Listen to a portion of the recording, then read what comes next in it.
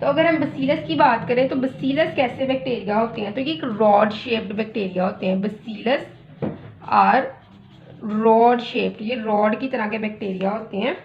Rod shape bacteria are called as the bacillus bacteria. तो अगर अब इसकी नेक्स्ट बात करें कि इनकी अरेंजमेंट की बुनियाद के ऊपर इसकी जो कैटेगरीज हैं उसकी हम बात करते हैं, तो इसकी भी डिफरेंट कैटेगरीज हैं। सबसे पहले आती है कैटेगरीज में diplobacillus, diplobacillus. The next one is स्ट्रेप्टोबसीलस,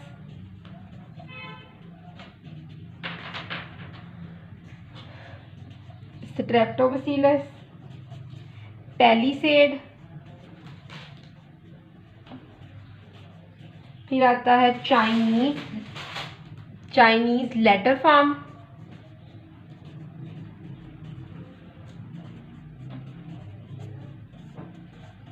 फिर आता है कॉक्सोबसीलस,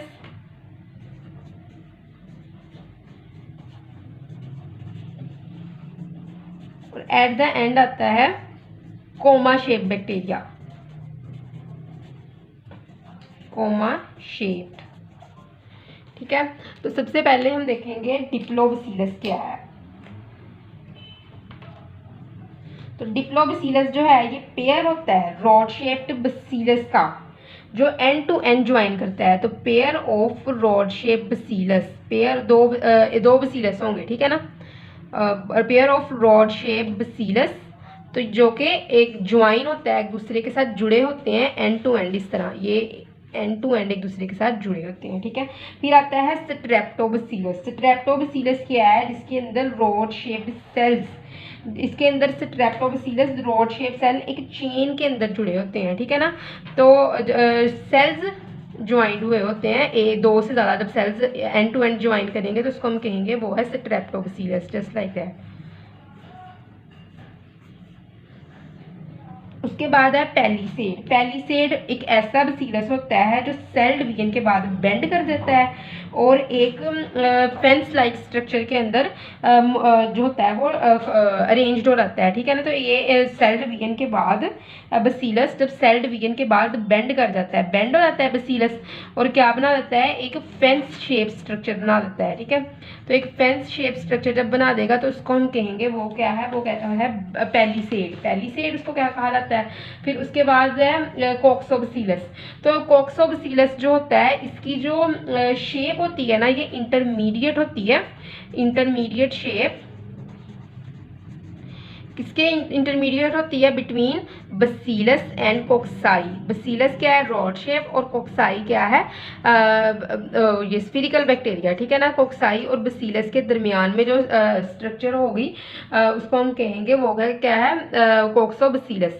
तो चाइनीज लेटर फॉर्म, तो ये नॉन स्पोर फार्मिंग बैक्टीरिया होता है जिसकी बहुत ज़्यादा फॉर्म्स होती हैं। ये प्लियोमॉर्फिक नेचर के अंदर प्लियोमॉर्फिक होता है, मतलब इसकी एक से ज़्यादा फॉर्म हो सकती हैं। ठीक है ना, तो इसको चाइनीज लेटर फॉर्म कहते हैं।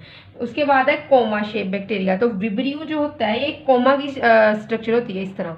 ठीक है ना, कोमा शेप इसलिए इसको कहते हैं। तो इसके अंदर इसकी बेस्ट एग्जांपल है vibrio which is called as the comma shape bacteria. ठीक है, तो बसीलस की भी बात होगी। उसके बाद हम बात करते हैं एक्टिनोमाइसीट्स की।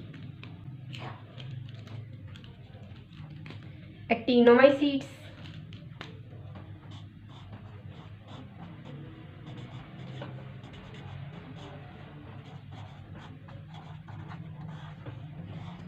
तो एक्टिनोमाइसीट्स क्या है, ये ट्रू बैक्टीरिया की तरह ही होते हैं, रिजिड ऑर्गेनिजम्स हैं, जस्ट लाइक ट्रू बैक्टीरिया होते ये ट्रू बैक्टीरिया हैं, लेकिन जो इनका स्ट्रक्चर होता है ना वो रिजेंबल करता है किसके साथ, हाइफी की तरह के स्ट्रक्चर के साथ। जो हाइफी किनके अंदर बनती है, फंजाई के अंदर। तो ये रिजेंबल करते हैं, रिजेंबल टू हाइफी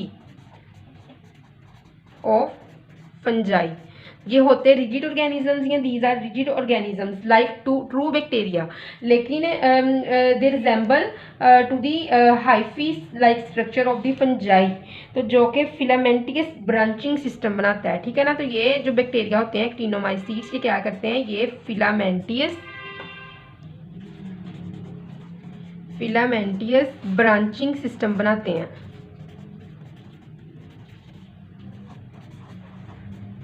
ठीक है। फिर उसके बाद है कि इनको इस तरह इसलिए कहते हैं क्योंकि ये सन की रेज के साथ भी रिजेंबल करते हैं। जब इनके टिश्यू सेक्शन देखा जाता है ना, तो इनका टिश्यू सेक्शन जो होता है इनकी स्ट्रक्चर को रिजेंबल करवा देता है सन रेज के साथ, ठीक है। तो टिश्यू सैंपल जो इनका होगा वो इनकी स्ट्रक्चर को मिला देगा सन की जिस तरह वो आ रही होती है ना रेज उनके साथ। जो एक्टिनो वर्ड होता है ना, इसका मतलब ही रेज होता है, और माइसीट का मतलब होता है फंजाई हाइफी, फंगस हाइफी, ठीक है। तो actino means, actino word mean का मतलब होता है रे, एंड माइसीट रिजेंबल टू माइकस, माइकस वर्ड से ये आया है माइसीट्स, जिसका मतलब होता है फंगस, ठीक है। तो इसके बाद हम बात करेंगे स्पायरोकीट्स की।